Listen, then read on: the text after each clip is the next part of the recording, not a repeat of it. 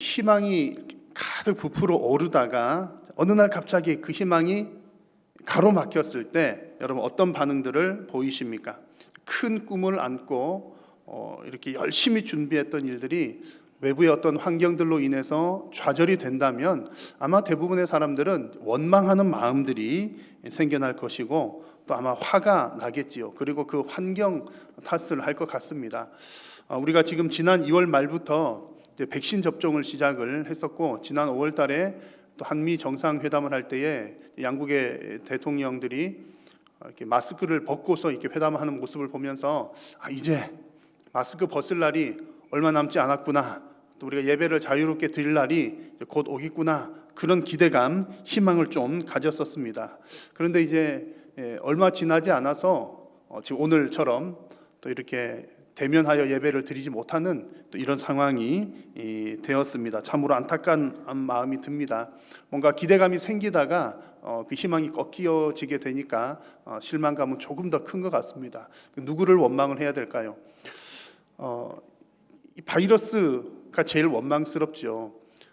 혼자서는 살 수도 없는, 숙주가 없이는 살 수도 없다고 하는데 어떻게 이렇게 전 세계인들을 괴롭게 하는지, 그 바이러스가 얄밉기도 하고, 또 어떤 사람들은 결국 바이러스를 인간에게로 오도록 한 것은 인간의 탐욕 때문이다, 그렇게 평가를 하시는 분들의 글도 보았습니다. 그렇다면 결국 우리들 책임이니까 또 나 자신이 원망스럽기도 합니다. 이미 과거에도 오랫동안 이 바이러스와 싸워봤다고 합니다. 전쟁이 꽤 오래된 싸움이고, 또 특별히 앞으로는 바이러스와의 싸움이 더 잦아지고 또 길어질 것이라고 이야기를 합니다. 그런 얘기들을 들으면 그럼 어떻게 해야 되는 거야? 이제 계속 이렇게 살아야 되는 것인가 하고 희망이 또 한풀 더 꺾여지는 것만도 같습니다. 이 코로나로 인해서 삶의 각자의 영역들이 어려움을 당하고 있지만, 또 저는 이제 목사로서, 목회자로서 우리가 함께 모여서 예배하지 못하는 것이 참 마음이 많이 안타깝고요. 또 그리고 특별히 우리 성도님들의 신앙이 이런 일로 인해서 아무래도 함께 예배하고 서로 격려하고 하는 부분이 신앙에 큰 도움이 되는데, 또 이런 때를 지나면서 또 성도님들의 믿음이 약해질까 또 많이 큰 걱정되기도 합니다. 무엇보다도 늘 하나님의 나라, 또 주님의 몸된 교회의 부흥을 위해서 기도해왔고 또 기대를 해왔는데, 요즘 같은 상황을 보면 정말 부흥의 시대는 이제 끝이 나는 것인가 라는 생각이 들기도 합니다. 여러분들은 어떻게 생각하십니까? 정말 부흥의 시대가 끝이 났겠습니까?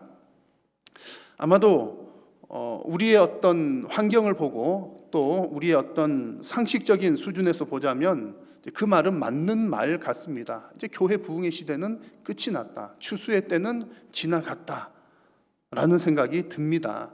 자, 그런데 오늘 우리가 함께 말씀을 나누겠지만, 하나님의 말씀을 보면 그것이 상식인 것처럼 보이지만 하나님의 말씀은 상식을 뛰어넘습니다.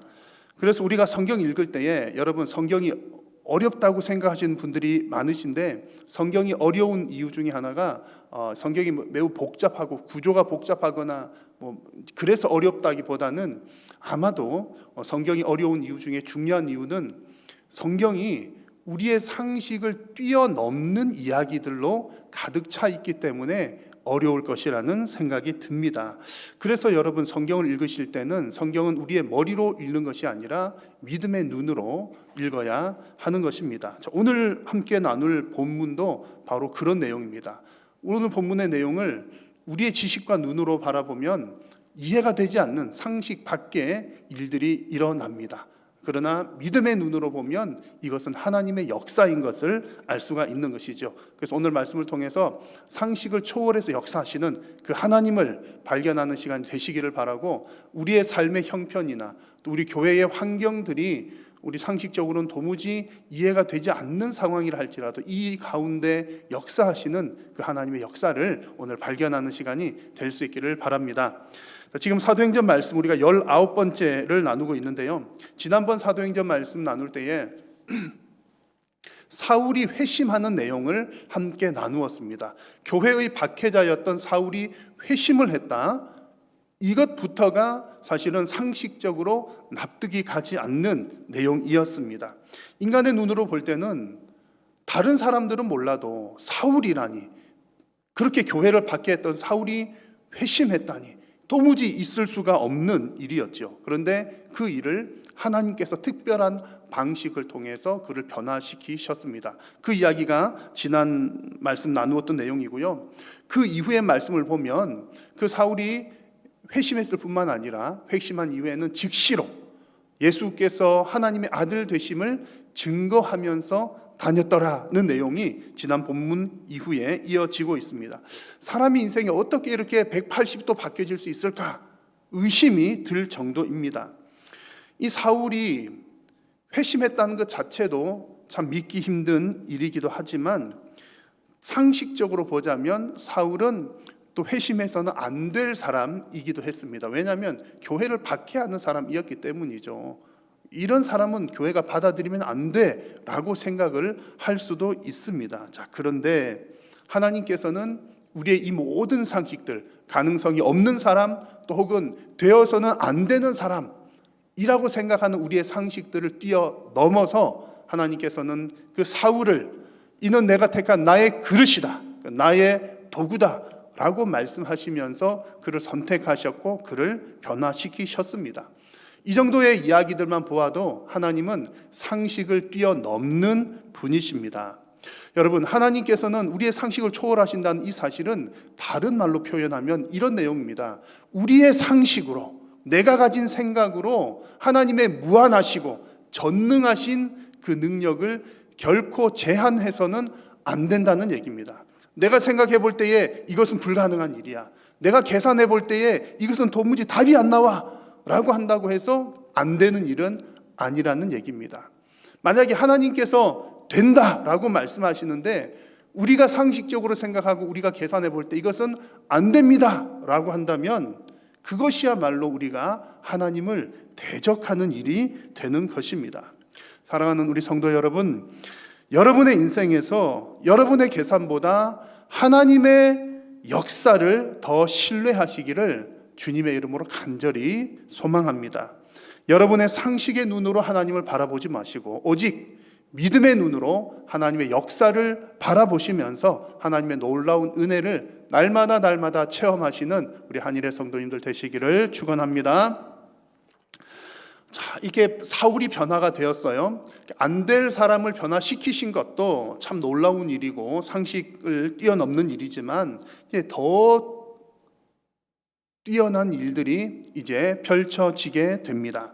사울이 회심한 과정은 결코 쉬운 일은 아니었습니다. 우리가 성경을 읽을 때는 사울이 다메섹으로 가다가 예수님 만나서 변화되었어, 그 정도만 보면 아주 심플하게 보여지고 뭐 그냥 쉽게 된 일이로구나 이렇게 생각할지도 모르지만 행간을 읽어보고 그 상황들을 자세히 살펴보면 결국 그 과정들이 순탄하지만은 않았습니다.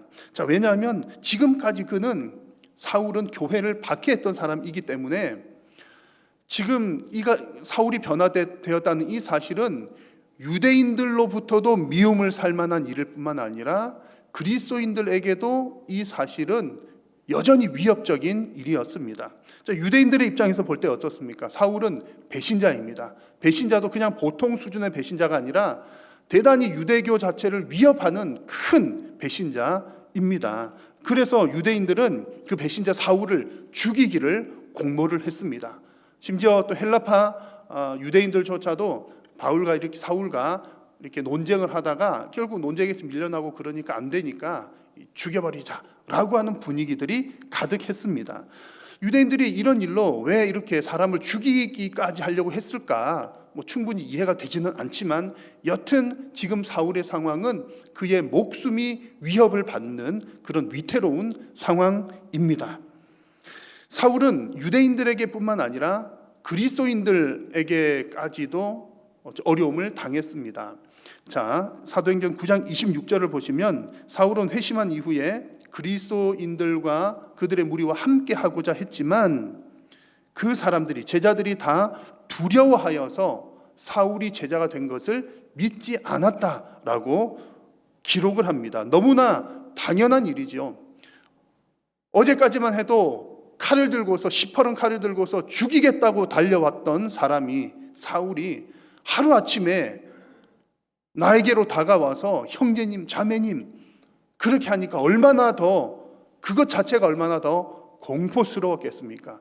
계속 무섭던 사람이 똑같이 무서운 것은 그냥 무서움의 연속일지 모르겠지만 대단히 무서웠던 사람이 하루아침에 돌변해가지고 밝은 천사처럼 다가온다면 그것은 또 다른 하나의 공포였을 겁니다. 그래서 누구든지 이 그리스도인들이라면 이 변화된 사울을 받아들이기가 결코 쉽지는 않았습니다. 그래서 결국에는 바나바의 도움을 얻어서 제자들과 함께 하기는 하였지만 여튼 지금 이 사울이 박해자였던 사울이 그리스도인들과 성도들과 함께 하는 것은 결코 쉬운 일은 아니었습니다. 자, 여러분 이 정도의 상황을 보시면 지금 분위기가 어떻게 흘러갈지 대략 보이실 겁니다. 사울도 지금 목숨의 위협을 얻으면서 쫓겨다니고 있지요. 그러니까 그 인생이 얼마나 불안하고 또 평강이 없는 그런 상황이겠습니까?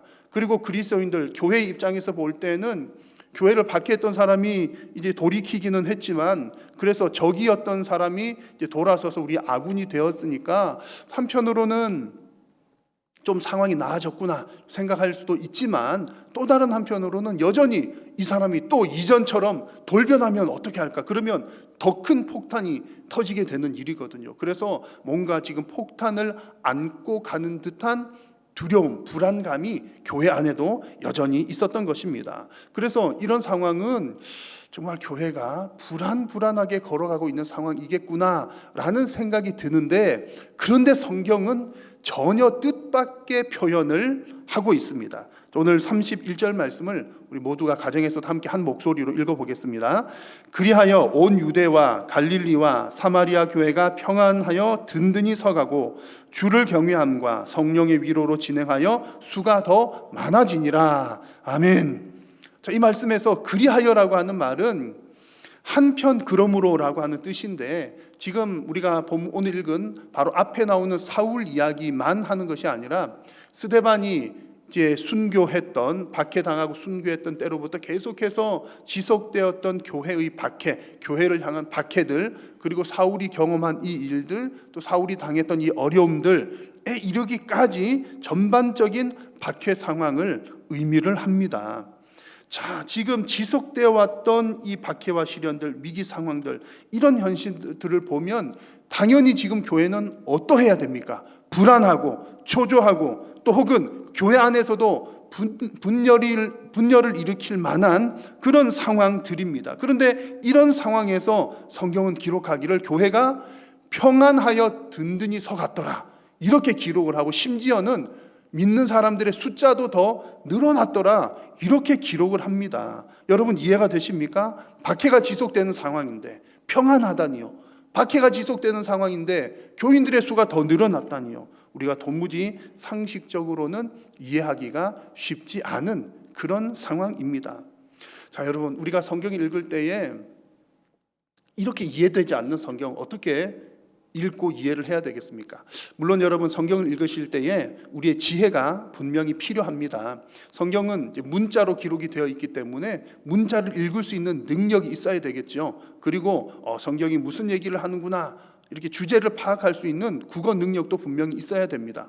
그리고 성경의 내용들은 이미 오래전에 시간을 배경으로 하고 있고 또 다른 문화권의 내용을 배경으로 하고 있기 때문에 성경의 배경적인 지식을 아는 것도 성경을 이해하는데 아주 큰 도움이 됩니다. 그리고 성경은 내용이 매우 방대하지 않습니까? 그래서 이 전체를 아우르는 뼈대가 어떠한지 신학이라든지 또 혹은 교리를 아는 것도 성경을 이해하는데 아주 큰 도움이 됩니다. 자, 그게 분명히 필요한 사실입니다만 그런데 성경을 읽을 때에 가장 중요한 것은 따로 있습니다. 여러분 성경 읽으실 때 가장 필요한 것은 믿음의 눈입니다. 믿음의 눈, 우리의 지식, 지혜 여러 가지들도 도움이 되지만 그 무엇보다도 반드시 필요한 없어서는 안 될 것은 바로 믿음의 눈입니다. 제가 성경을 읽으면서 경험했던 좀 신비롭다고도 표현할 만한 그런 경험을 한 적이 있습니다. 한 번은 대학생 때의 이야기인데요. 아주 오래전 이야기입니다만 워낙 그때 어떤 기분, 경험, 느낌이 생생했기 때문에 아직까지도 그 느낌을 기억을 하고 있습니다. 대학교 이제 처음 입학을 할 당시에 이제 신입생 때에 어느 이제 진보적인 성향에 속한 기독교 동아리 선배 한 명이 저에게 책을 선물을 해 주었습니다. 그 책은 우리 보수적인 교단의 신학과는 전혀 맞지 않는 자유주의 신학에 속한 책이었는데 어쨌든 선배가 권해 주었고 또 한번 저도 관심이 있으니까 이제 읽어 보았습니다. 제가 중학생 정도 때부터 성경을 꾸준하게 읽었던 것으로 기억을 하는데요. 성경을 계속 여러 번 읽고 또 읽고 하면서 이해가 안 되는 부분들이 꽤 많이 있었습니다. 은혜도 받고 좋고 또 그렇게 했지만 또 이해가 안 되어서 한 부분으로는 좀 갑갑한 면들이 더러더러 있었는데 대학 들어와서 이 선배가 보내준 이 책을 읽으면서 궁금했던 것, 깝깝했던 것들이 뻥 뚫리는 느낌을 받게 된 겁니다. 제 머리가 성경을 읽는데 제 머리가 시원하게 뚫린다는 그 시원한 청량감, 머리가 시원해지는 느낌을 받았습니다. 그래서 제가 아주 신비로운 듯한 느낌이라고 표현을 한 것이죠. 그런데 안타깝게도 그 신비로운 듯한 느낌은 그렇게 오래 가지는 않았습니다. 처음 읽을 때는 너무나 시원스러운 느낌을 받았는데 성경을 또다시 읽고 또 지나가면서 그 느낌들이 사라진 것은 그 책의 내용들은 아주 논리적이고 또 합리적이고 앞뒤가 맞게 적혀진 그런 내용들이었습니다. 그런데 그 내용을 또 천천히 살피고 또 살피는 중에 그 논리적으로 옳게 보였던 그 책의 내용 가운데서도 분명히 비논리적인 것들이 있었습니다. 말이 안 맞는 부분이 분명히 있어요. 그런 부분들을 보다 보니까 아니 논리적이라고 생각했던 것들이 비논리적으로 보여지기 시작하니까 그 신뢰감이 더 떨어지게 되었던 겁니다. 그러면서 제가 두 번째 진짜 신비로운 것을 경험을 하게 됐는데 이런 그 이후에 그 시간이 대략 한 1, 2년 상간이었던 것 같습니다. 그러면서 성경을 또 계속 읽는 중에 그 이후에는 어떤 경험을 하게 되었느냐면 이제 성경을 읽는데 그전에는 성경을 읽다가 이 책을 통해서 볼 때는 머리가 시원해지는 느낌을 받았는데 아 이거 이상하다. 논리적으로 맞는 것 같지만 그렇지 않다. 또 한켠에 두고 다시 성경을 보는데 분명히 충분히 다 이해가 되지는 않습니다. 또 여전히 막혀지는 부분들이 있어요. 그럼에도 불구하고 하나님 말씀을 읽는데 그 말씀이 은혜가 된다는 그런 경험들을 하게 되었던 겁니다.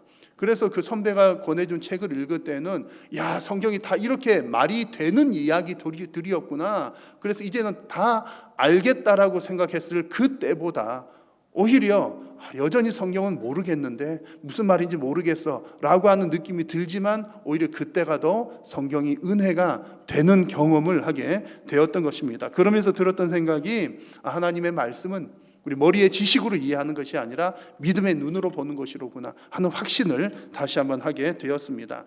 자, 여러분 오늘 성경 읽으시면서도 그렇습니다. 지금 박해와 위기가 가득한 이 초대교회 시절에 교회가 평안하다니요. 또 교회의 성도 수가 늘어났다니요. 이것은 상식적으로는 우리가 이해하기가 힘든 일입니다. 그럼에도 불구하고 믿음의 눈으로 볼 때에 이런 역사가 이러이러하여서 이런 역사가 일어나는구나 우리는 충분히 깨달을 수가 있습니다.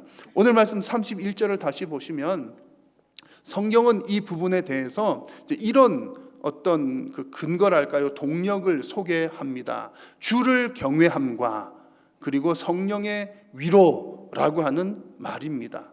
어떻게 이렇게 불가능한 일이 일어났을까?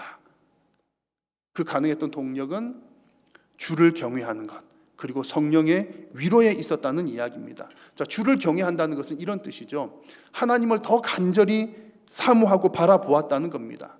지금 초대교회 교인들이 워낙 박해를 당하니까 이 세상에서는 더 이상 의지할 곳이 없었고 의지할 줄이 없었습니다. 그런 때에 하나님만 더 의지하게 되었다는 얘기죠. 오히려 이 세상 의지할 거 다 없어지고 오직 주님만 바라보게 되니까 오히려 더 평안해지고 오히려 부흥의 역사가 일어났더라는 얘기입니다. 그래서 실제로 사도 바울이 이런 고백을 했습니다. 우리는 우리 자신이 사형 선고를 받은 줄 알았더니 그런 여러 가지 박해 상황, 어려움 가운데 있는 상황이 마치 사형 선고를 받은 상황 같았는데 곰곰이 그 상황을 잘 들여다보니까 오직 하나님만 의지하게 하려고 했던 하나님의 뜻이 있으셨구나 라고 하는 것을 바울이 깨달았던 것입니다. 세상 줄이 다 끊어질 때는 마치 사형 선고를 받은 것만 같았습니다. 그러나 그런 환경이 오히려 위를 쳐다보는 계기, 하나님만 더 바라보는 계기, 하나님께만 매달리는 계기가 되었다는 얘기입니다. 여러분, 이것이 성도의 능력입니다. 그래서 또 다른 구절에서 바울은 자신의 이런 약한 것이 오히려 그리스도의 능력을 경험하는 계기가 되었다라고 고백하기도 합니다. 자, 여러분, 성도의 능력은 결코 나로부터 나오는 것이 아니라 오직 여호와를 경외하는 그 믿음에서 능력이 나오는 줄로 믿습니다. 그래서 비록 초대교회가 환난과 박해 가운데 있었지만 그럼에도 불구하고 평안하고 부흥하고 든든히 서갈 수 있었던 것은 약한 가운데서 하나님을 더 의지한, 여호와를 경외하는 그 믿음 때문이었던 것입니다. 하나님께서 여러분들에게 이런 믿음 주시기를 축복합니다. 자, 이어서 나오는 두 번째는, 하나는 주를 경외하는 것이고요, 또 하나는 성령의 위로라고 하는 표현이 나옵니다. 성령의 위로라고 하는 말은 성령께서 함께 하신다는 겁니다. 성령님께서 우리와 함께 하신다는 사실이 중요합니다. 성도를 고아와 같이 내버려 두지 않고 항상 함께 하기 위해서 오신 분이 바로 성령 하나님이십니다. 여러분, 하나님은 결코 성도들을 홀로 내버려 두시지 않으십니다. 어떤 상황, 어떤 위기 가운데서도 결코 하나님은 성도를 홀로 내버려 두시지를 않습니다. 이 말씀을 아멘으로 받으시기를 간절히 소망합니다. 그래서 성령께서는 이 성도와 함께 하시면서 성도들의 마음을 위로해 주실 뿐만 아니라 또 실제로 성령님도 그냥 어떤 영적인 능력, 어떤 기운이 아니라 인격적인 하나님, 살아계신 분이시기 때문에 실제로 우리 삶의 환경에도 관여를 하십니다. 그래서 초대교회 시절에도 실제로 이런 일이 있었다고 합니다. 초대교회 시절 가운데에 주후 37년에서 41년 그 사이에는 로마의 칼리굴라라고 하는 황제가 로마를 다스리고 있었습니다. 초대교회를 박해했던 세력은 크게 두 부류인데요. 하나는 유대교로부터의 박해가 있었고 또 하나는 로마로부터의 박해가 있었습니다. 그런데 로마의 박해는 주로 네로 황제 이후로 더 심해졌기 때문에 초대교회의 초기 시절에는 유대교의 박해가 더 컸던 것으로 그렇게 보입니다. 자, 그런 시절 중에 한때였던 이 칼리굴라 황제 시절에 이런 일이 있었습니다. 칼리굴라 황제가 유대인들의 이제 성전 지성소 안에 자신의 초상화를 걸어 놓으려고 했던 겁니다. 당연히 로마 황제니까 우리 지배하에 있던 모든 민족들은 황제를 숭배해야 됐거든요. 그러니까 유대교 성전 안에, 지성소 안에도 자신의 초상화를 걸려고 했던 거죠. 그러니까 이것은 유대교인들의 입장에서 볼 때는 도무지 있을 수 없는 일이었고 큰 탄압이었고 박해였고 어떤 큰 위기 상황이었습니다. 그러다 보니까 오히려 유대교가 그리스도인들을 박해를 하고 있었는데 본인들이 지금 어려움을 처하게 된 거예요. 그러다 보니까 이 시기에는 오히려 그리스도인들을 박해하는 것이 좀 약화되었다라고 이야기를 합니다. 하나님께서는 이런 방법을 통해서도 성도들을 위로하셨고 그들의 환경 가운데 숨 쉴 구멍을 열어주시기도 하셨던 겁니다. 자, 여러분, 환난과 박해 시대에 어떻게 교회가 평안할 수가 있었을까? 어떻게 그 시대 가운데에 교회가 성장할 수 있었을까 하는 생각이 들지만 오늘 말씀 보니까 실제로 교회는 평안했고 또한 교회는 성장했습니다. 누가 봐도 안 될 상황이지만 성도가 여호와를 경외하는 믿음이 있고 그 가운데 성령의 위로가 함께 하시면 여러분, 역사는 일어납니다. 우리 작금의 한국교회 현실은 아마 초대교회 못지않게 큰 어려운 시기라는 생각이 듭니다. 환난 중에 환난, 위기 중에 위기이지요. 교회를 둘러싼 모든 상황들이 좋지 않습니다. 추수의 시기는 다 지나간 것 같고요. 그리고 자연적 인구 감소가 더 심해지고 있기 때문에 앞으로 교회가 부흥하고 성장한다는 것은 더 가능성이 없어 보입니다. 게다가 지금 코로나가 터져가지고 평생 신앙생활 잘 하셨던 분들마저 인생의 말년에 교회도 제대로 못 가고 예배도 제대로 못 드리고 우리 신앙이 흔들리는 이런 지금 상황 가운데 있습니다. 그래서인지 누구 한 사람 지금 이 시대에 교회의 부흥을 이야기하는 사람이 없는 것 같습니다. 추수할 것이 없다고들 하지요. 우리의 계산으로 볼 때는 지극히 맞는 상식입니다. 아무리 눈을 크게 뜨고 찾아봐도 될 가능성이 없어 보입니다. 그러나 여러분, 오늘 말씀을 비추어서 한번 우리의 형편을 돌아보십시오. 오늘 말씀을 통해서 보시면 교회가 부흥이 된다 안 된다는 우리가 말할 바가 아닙니다. 우리가 평가할 바가 아니라는 얘기죠. 우리 개인의 인생에 있어서도 마찬가지입니다. 여러분의 인생에 있었을 때 이것 때문에 안 될 거야, 저것 때문에 안 될 거야. 물론 내 눈으로는 그렇게 보일지 모르지만 그건 역시 하나님의 백성인 여러분을 감당하고 계시는, 여러분과 함께 하시는 성령이 계신다면 그건 역시 내 인생은 망한 인생이야. 이생망이라고 하는 표현 아시죠? 이번 생에는 망했어, 안 되는 거야. 여러분, 그런 표현 우리가 사용할 자격이 없습니다. 왜냐하면 그것이 우리의 상식이라 할지라도 하나님께서 그 상식을 초월하여서 하시고자 하면 이 역사가 일어나기 때문입니다. 여러분, 우리가 할 일은 무엇입니까? 내가 잘 될 수 있을까? 우리 교회가 부흥할 수 있을까? 그것을 염려하는 것이 아니라 그저 우리 성도들이 할 일은 여호와를 경외하는 마음으로 지금도 그저 하나님의 일을 하는 것입니다. 여호와를 경외하는 마음으로 지금도 부지런히 씨를 뿌리는 일을 우리가 해야 하는 것입니다. 추수할 것이 없을 때에, 여러분, 추수할 것이 없는데 추수하려고 노력한다고 무슨 변화가 일어날까요? 추수할 것이 없을 때일수록 우리는 씨 뿌리는 일에 더 집중을 해야 합니다. 왜냐하면 지금 씨를 뿌리지 않으면 20, 30년 후에는 씨를 뿌릴 사람도 없기 때문입니다.